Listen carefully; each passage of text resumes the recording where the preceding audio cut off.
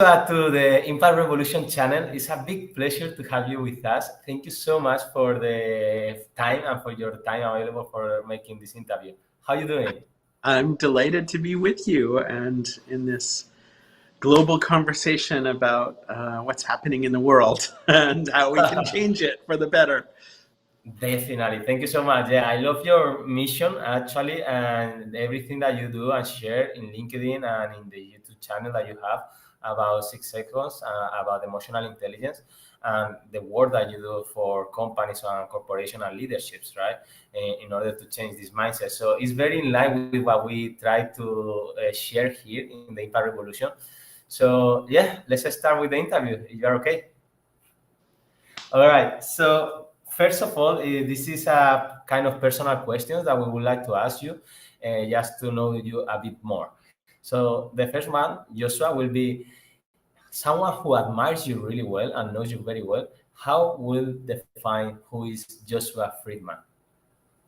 Oh my gosh, that's an embarrassing question. If they know me really No well, modesty here. No modesty here. That's the point. if they know me really well, they'll say I'm goofy and Goofy. insecure sometimes and um, deeply committed to making the world better and recognizing that I have to make myself better if I want to make the world better. Okay. Love that. I'm I'm one of the handful, 3 or 4 people in the world who has been full-time working on emotional intelligence for over 25 years. I'm one of the pioneers of this work of how you actually create value with emotional intelligence. And I lead the largest and co-founded the largest organization in the world in this space.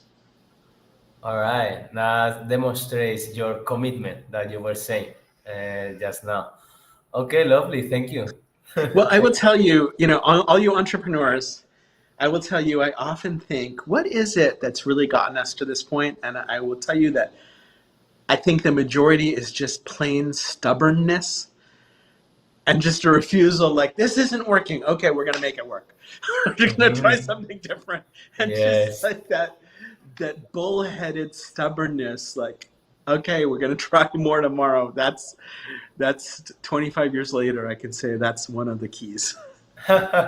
Yesterday, remind me to this newsletter I published yesterday in my LinkedIn profile, and I shared the link to this TED talk about grit. I don't know if you know. I don't remember the name of the woman who said, but that was one of the key attitudes or mindsets for successful life. Yeah, and to get success in entrepreneurship and in other areas of life. So, thank I you for feel like sharing that. there's an Yes. important balance, which is self-compassion and compassion for others to be Okay. balanced with that grit. And I sometimes hear leaders say, oh, these young people, they have no grit. It's like, okay, but maybe you're a jerk and you're abusing them and you're creating an intolerable work environment. And if you want them to be committed, maybe you need to do it differently. Mm-hmm, mm-hmm. And I know Totally. there's a kind of toxic, you've heard the term toxic positivity. There's a kind of toxic grit, Yes. which is Yes. like, oh, we just have to keep going. And we have phrases in English like man up, Uh-huh. which kind of link this to the kind of suppression of our emotions and kind of ignoring of problems. It's also connected with toxic masculinity, and Uh-huh. I would say, to white supremacy culture in general. If we need to persevere and we need to build perseverance, but I would rather do that inspired by the way a tree grows Mm-hmm. than inspired by a bulldozer. All right. Sure. Sure. I think I got the point. So it's more about having like the willing to do that, right? And the purpose and the motivation instead of being forced, like, right? It's something like that. Yeah. Yeah. Totally, totally agree. All right, now the next questions is a bit also a bit personal. I just wanted to know, Joshua, if I ask you, what was the happiest moment of your life, what would you say? Or what is the first one that comes to your mind? Well, I think being a parent is full of the happiest and hardest moments. Uh-huh. Um, Okay. there is nothing as heartbreaking and difficult, and there's nothing, nothing I've ever done in my life that really prepared me for being a parent, and nothing that has been as wonderful and as hard. Um, Uh-huh. but I mean, just last week I was with my 23-year-old, and they were just like, I was walking away, and they're like, "No, you give me a hug, don't leave," and just that sense of, this is a person, two people with both of my kids, who we have this connection that we have with no one else in the world. And That's the beautiful. times when I would come home and my son was very demonstrative, and he would come running, across the room and throw himself into my arms when he was tiny. That when I'm feeling down, sometimes I think about that moment, that feeling of this little boy just throwing himself into my arms. I love it. Thank you so much. And you're getting emotional. So thank you. I can feel it. I can feel it. Thank you so much for sharing that.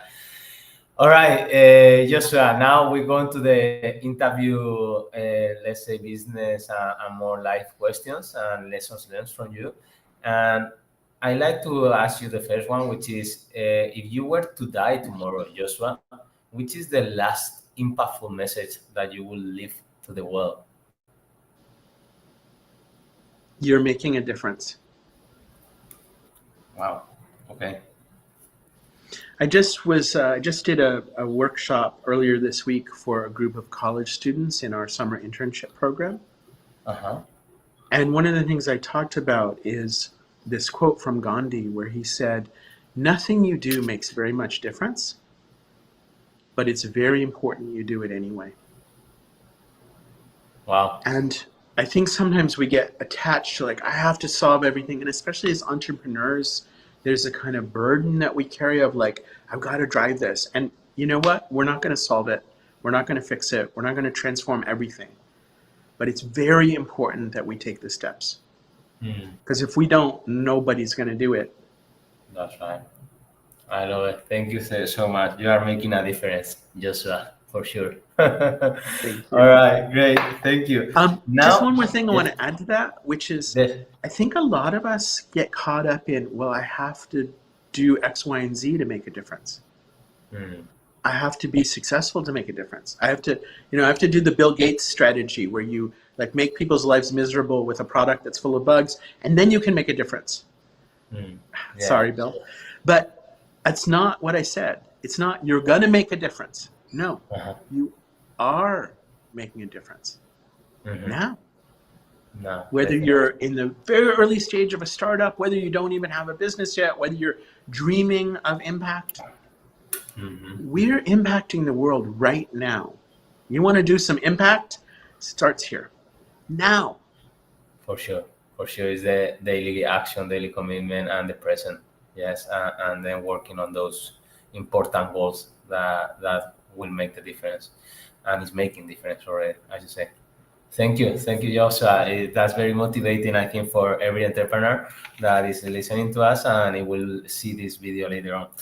And this reminds me to this story that Mark Zuckerberg also sharing his speech, which was about a janitor or something in the NASA. And he said, I'm helping people or I'm getting the man to the moon, something like this, which is, everyone is in the big team, and if they have a purpose and they have the same common purpose, then they are making an impact, as you say.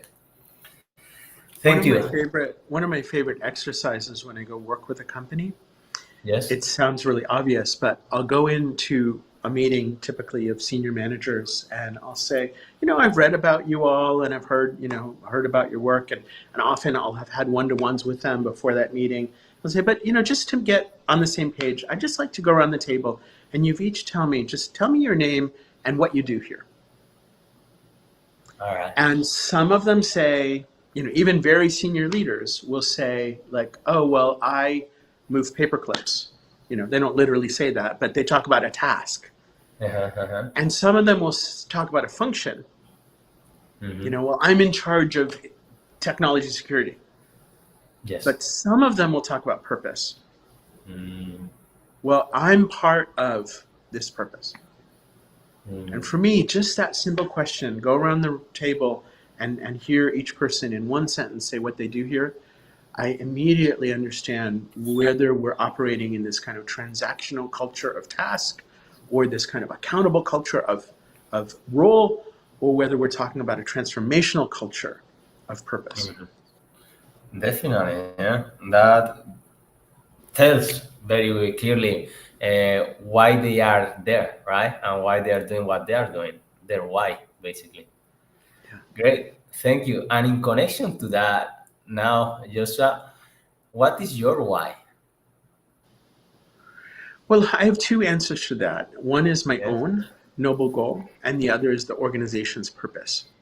Okay. So at 6 seconds, we have a model of emotional intelligence. We have 8 learnable, measurable, scientifically grounded competencies. And the Okay. 8th competency is one we call pursue noble goals. And that's about taking purpose. It's really about you are making a difference. It's about feeling the clarity of your purpose in this moment. So my own purpose is to inspire compassionate wisdom. And that's about what I want to add to the world. Not just in my job, but in my family, in the grocery store, talking to the security guy at the desk here at the university where I am right now. What do I want to contribute? And it took me 10 years to get it down to that short a phrase, by the way. But I'm really fortunate that I've gotten to work on that and get clear that I want to inspire compassionate wisdom. All right. Thank you. The organization's purpose is to increase the world's emotional intelligence. Yes. And so we can say it in that practical way. We have a more poetic way of saying it, which is to ignite the spark in all of us. And we believe that it's about connecting. So it's connecting to ignite the spark in all of us. So that's that's the kind of noble goal of the organization, and our mission is to increase the world's emotional intelligence. And then our vision, how we see that coming into the world, is that a billion people will be practicing the skills of emotional intelligence, not just having them, not just knowing them, but actually putting them into practice. Billion people, eh? That's like the vision. Billion Yeah, and people. we have about 8 million so far. A million people if you practice. So we have a long way to go. But Yeah, I would love to support in that vision as well. great, one more. Because so definitely come with me. Okay, I really everybody who's like watching right now, I want to see your +1. Yes, I'm in. We can count you. definitely, definitely. I like this about connection because I really believe in that as well. Joshua, I actually started 1 month ago a newsletter which is called Care Connection because it's about caring connection. I think it's about connecting, but with care and with love and like meaningful connections, not just like social media, some artificial connection that I don't think it serves us. So yeah, I'm And Yoshi, look at the questions you just asked me at the beginning. Like, that's not what most people ask. yes. I've literally done 1,000 interviews. No interview that I've ever done has started with, tell me about a moment that was happiest in your life. Yes. Like, so that care that you're committed to, you are doing it. You're pursuing that noble goal in the way you're engaging. So thank you. Thank you to you, Joshua, for those comments. Really, really means a lot. Yes. I love these interviews, if I'm honest with you, Joshua. It's my pleasure. I love them because I learn so much from you guys. And also, it feeds my emotional less intelligence and also soul, in a way that I'm sharing this with others that, we can make an impact together. And I believe also in the power of collaboration, altruistic collaboration. So, yeah, thank you for that comment.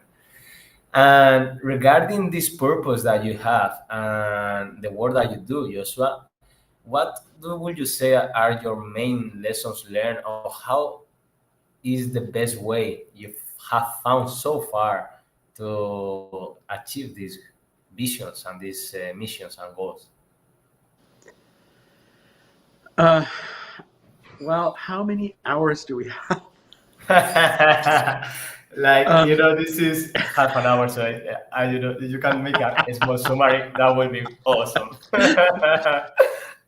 so I would say one Hmm. crucial ingredient is that, I mean, Peter Drucker said culture eats strategy for breakfast. Yes, I love Um, that one. we have something that I often hear from people who interact with 6 seconds is, wow, I really love the 6 seconds people. Um, Sometimes people will say to me, you know what, from the very first email that I got back from someone at 6 seconds, every person that I've talked to at 6 seconds is so consistent in their commitment and caring, and I feel really supported. Mm. It doesn't always happen, but it very often happens. And it's a message I've heard over and over and over all around the world. We work, at this point, we have certified practitioners in 150 countries and territories. And we have programs that run in 200 countries and territories. And I hear this message That's over and over. And to me, that is a huge lesson. What I would say about that is, as you think about your strategy, how you're going to kind of move from point A, from the current reality, to this evolving future, hmm your culture is either going to be undermining that or supporting that. And I don't think there's any other options. I think it's either undermining or supporting. I don't think there's such a thing as neutral. And it's at least as important as your IP, at least as important as your systems, at least as important as your branding and marketplace position. If people don't feel that culture internally, inside the organization and externally, you are burning money. You're burning people's lives. So being very thoughtful about what is the culture that will support our strategy. And just for example, I had somebody, a senior leader recently, I was on an airplane and we were talking about their culture, and they were saying they really needed to innovate. And so I was asking about their culture, and basically what she said to me is, well, we're an organization that was like started by engineers and lawyers, and our culture is about compliance and rule following. And I said, okay, fantastic. Innovation is not going to happen well, Definitely not. right? So you're going to have to do something. You're going to have to build a new group, or you're going to have to create a new startup, or you're going to have to do it on the side. The innovator's Yes. dilemma. But you can't be both rule-oriented and innovative. Yes, totally. That's So very good. thinking about the culture that aligns to your process of value creation, and then engaging and growing and connecting people who really feel and are committed to that culture. Hmm hmm Definitely. And this reminds me to one newsletter that I read recently from John Spence. I'm not sure if you are connected with him. That he was saying, something about hire for culture fit instead of skills, because you can always train for skills, but the culture fit. And it's also something that we learned in the master degree I did in HR, in HR management. It's all about culture. Yeah, the organizations that thrive at the end, it's about building this community, this tribe that will thrive wherever it happens in the environment. Yeah.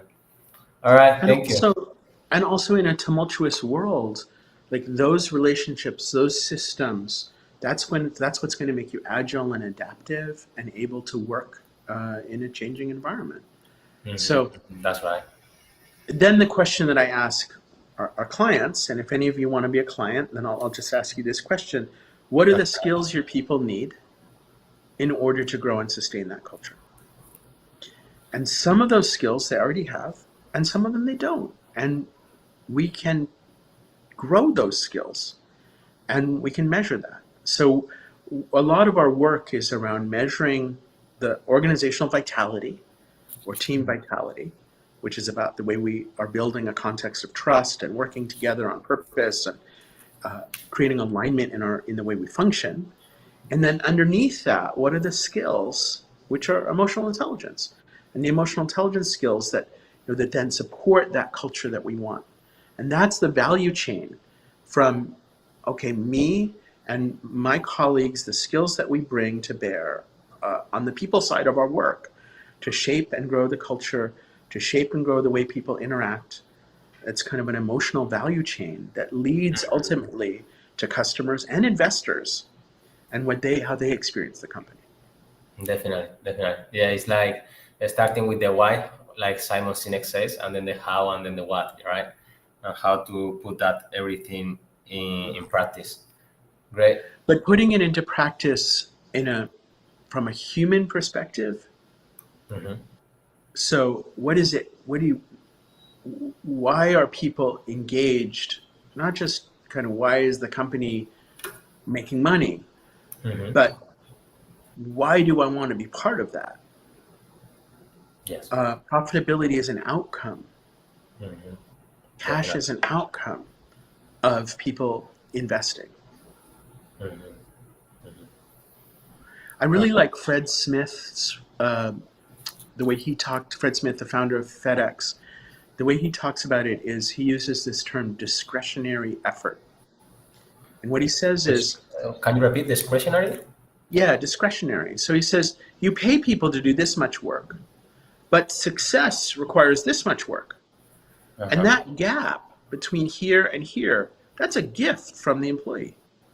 It's at their discretion. And why are they going to give that gift? And that's what makes the difference, right? All right.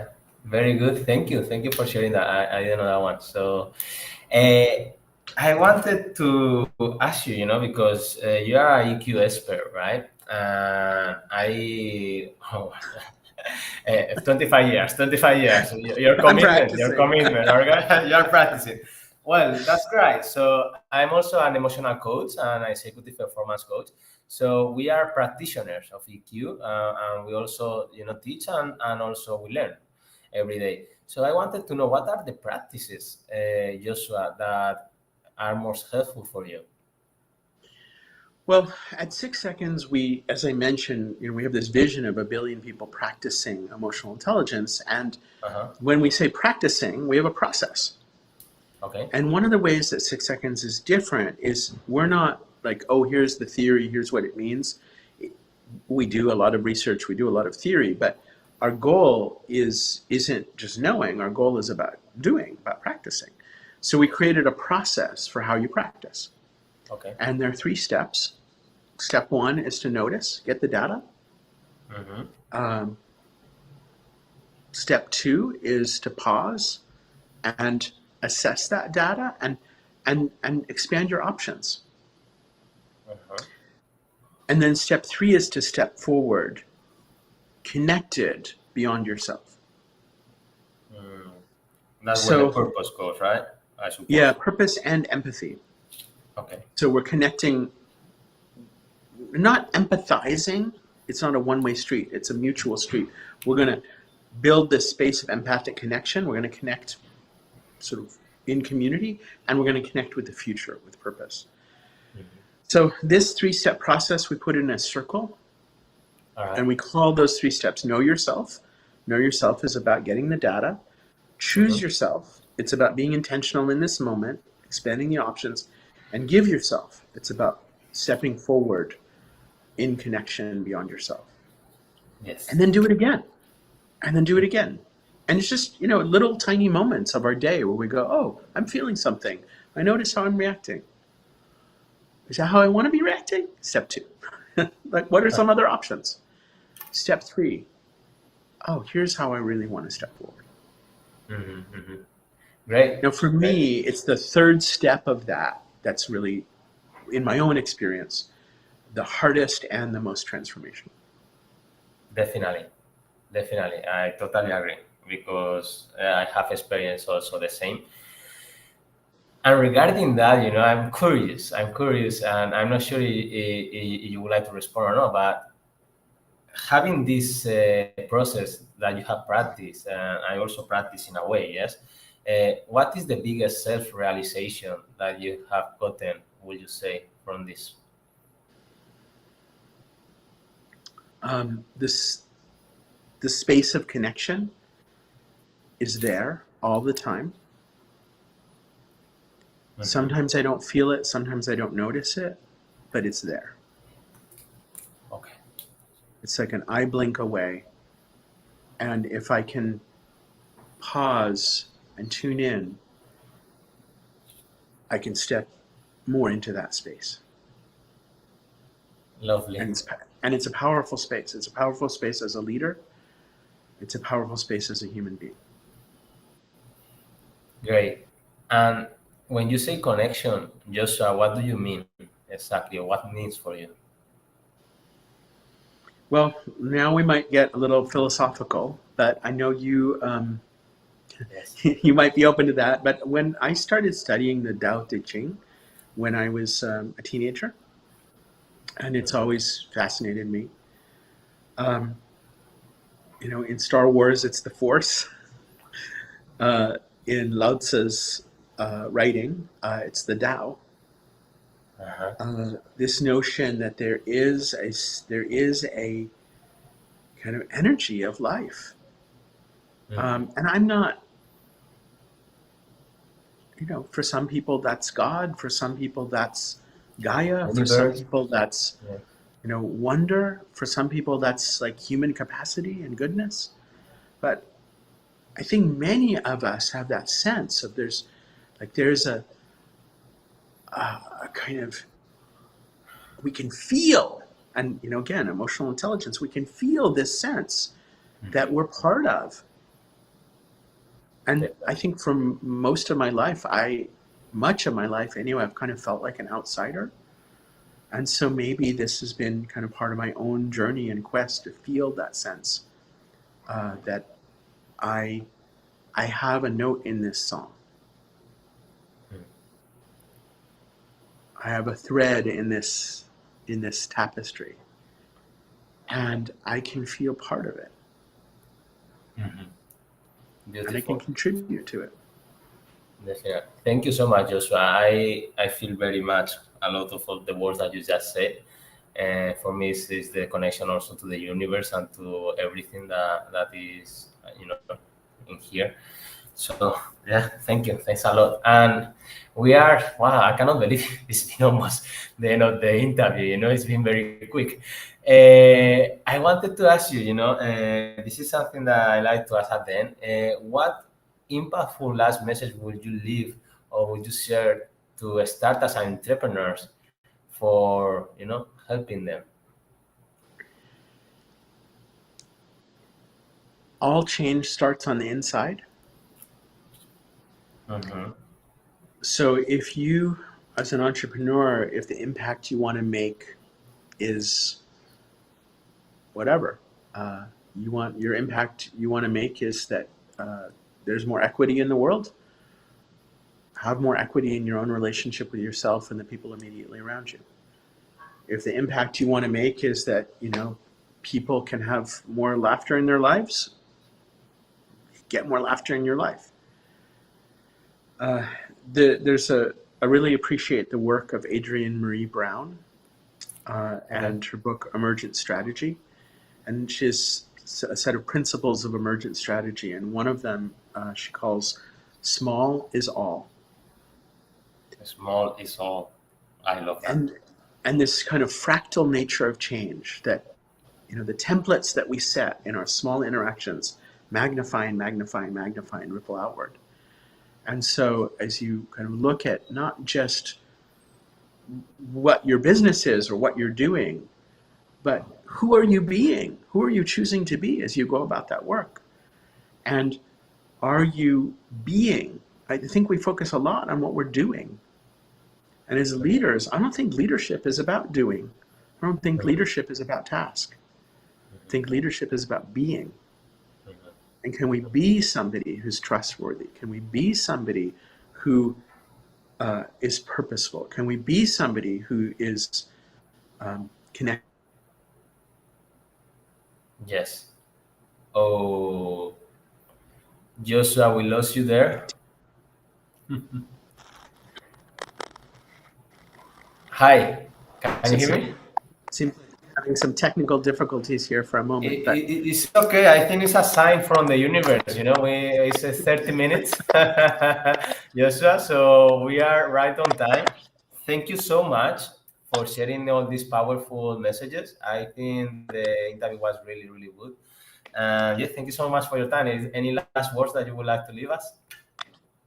yes, as I said, I hope you will, everybody watching, that you will commit to practice emotional intelligence, grow these skills, because they will make a difference for you and your work. And for the world as well, I will say. I will add. Thank you so much. Thank you so much, Joshua. Thanks a lot. All right. Thanks, Cheers everybody. and see to you. Bye bye. Take care. Bye.